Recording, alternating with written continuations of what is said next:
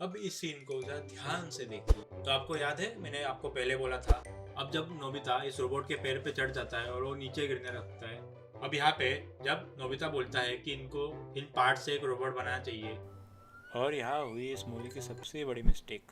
तो ये वीडियो शुरू करने से पहले मैं आप में से उन लोगों को बताना चाहूँगा कि जिन लोगों ने मेरे पहली वाली वीडियो नहीं देखी है वो लोग इस कार्ड पे क्लिक कीजिए और वो वीडियो देखिए और फिर ये वीडियो एंजॉय कीजिए। अब आप देखिए, इस सीन में डोरेमोन एनिमेटेड डोर की मदद से एंटार्क्टिका पहुंच जाता है और वो डोर उसने नोबिता के रूम में खोला है। अब नोबिता के रूम का टेम्परेचर और एंटार्क्टिका का टेम्परेचर दोनों में जमीन आसमान का फर्क है। असलियत में तो एनिमेटेड डोर खुलते समय ही सारी की सारी ठंडी हवा नोबिता के रूम को घेर लेनी चाहिए, उसका पूरा रूम ठंडा हो जाना चाहिए। लेकिन ऐसा कुछ नहीं होता। पूरे 10 सेकंड तक डोरेमोन ये डोर खुला का खुला ही छोड़ता है और कोई भी ठंडी हवा नोबिता के रूम में नहीं आती। और ये बात याद रखना, क्योंकि अगले मिस्टेक में आपको ये बात काम आएगी। और ये देखिए, फिर से एक बार एक जापानी क्रेडिट आ गया। मुझे पता है ये कोई मिस्टेक नहीं है, लेकिन फिर भी इसको हम हिंदी ऑडियंस के लिए रखना तो एक मिस्टेक ही हुई ना, क्योंकि वैसे भी किसको समझ में आने वाला है जापानीज। अब यहाँ पे जैसे ही डोरेमोन एंटार्क्टिका चला जाता है, नोबिता भी कुछ वक्त बाद एनिमेटेड डोर से एंटार्क्टिका चला जाता है। लेकिन मेरा सवाल ये है नोबिता से कि भाई स्वेटर पहन के जाना है। मुझे पता है ये नोबिता की मिस्टेक है, लेकिन फिर भी हम इस मिस्टेक को काउंट करेंगे। और इससे मैं आपको ये बताना चाहूँगा कि ठंड हो सर्दी लगे तो स्वेटर पहनो।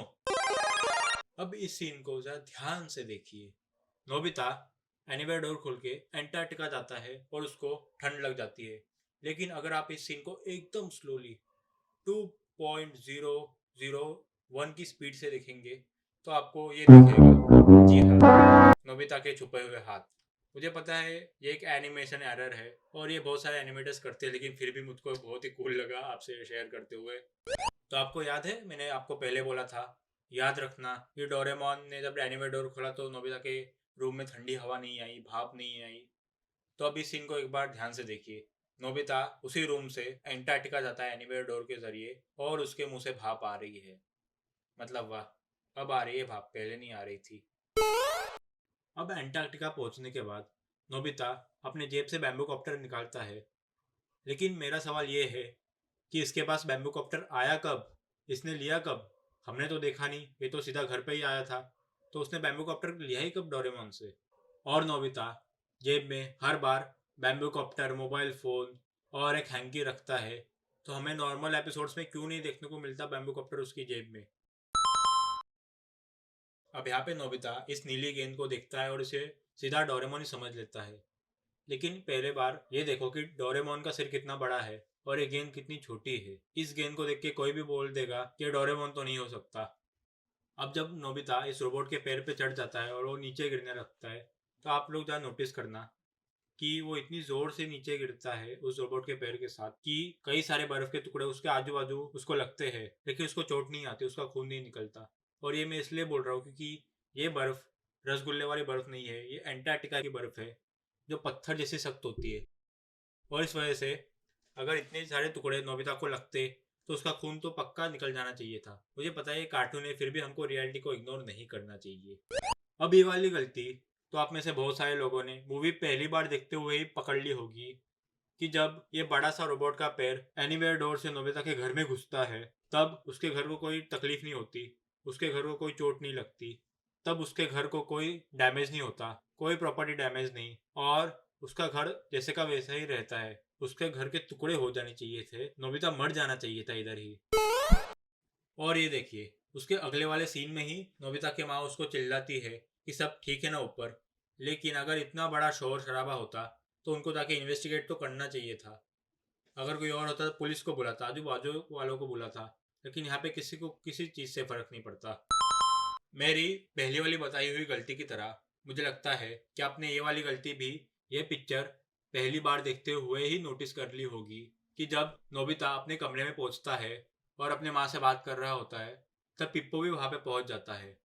लेकिन पिप्पो जहाँ पे था और नोबिता जहाँ पे पहुंचा, मतलब एनीवेयर डोर के पास, इन दोनों जगहों में अंतर सैकड़ों मीटर का है। अगर आप ये सीन को फिर से एक बार ध्यान से देखोगे तो आपको समझ में आएगा कि पिप्पो को वहाँ पे पहुँचने के लिए एकदम फॉर्मूला 1 गाड़ी की जैसे वहाँ पे दौड़ते हुए पहुँचना पड़ेगा। लेकिन ये कैसे हुआ, ये पिक्चर में दिखाया ही नहीं गया। मैंने आपको इस वीडियो की शुरुआत में ही बोला था कि आप ध्यान से देखिएगा कि नोबिता के रूप में एनीवेयर डोर के जरिए कोई ठंडी हवा नहीं आ रही है। लेकिन अब इस सीन में जब डोरेमोन आता है एनीवेयर डोर से तो अचानक से बहुत सारी ठंडी हवा आती है।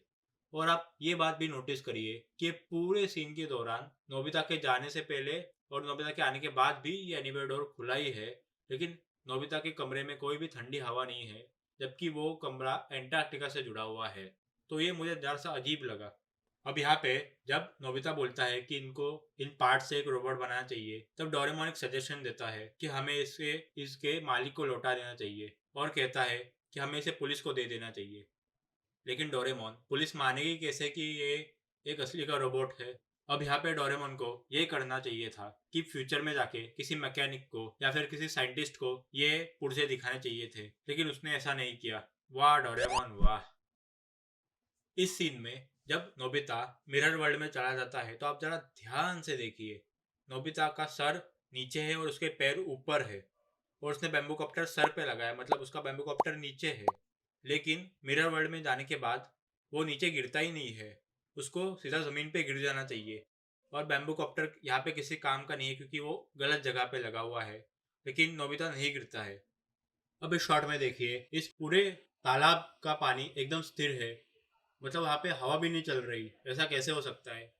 मुझे पता है कि ये मिरर वर्ल्ड है और यहाँ पे लोग नहीं होते, लेकिन यहाँ पे हवा तो होती है जिससे पानी थोड़ा हिल डुलना चाहिए, लेकिन ऐसा तो कुछ मुझे दिख नहीं रहा।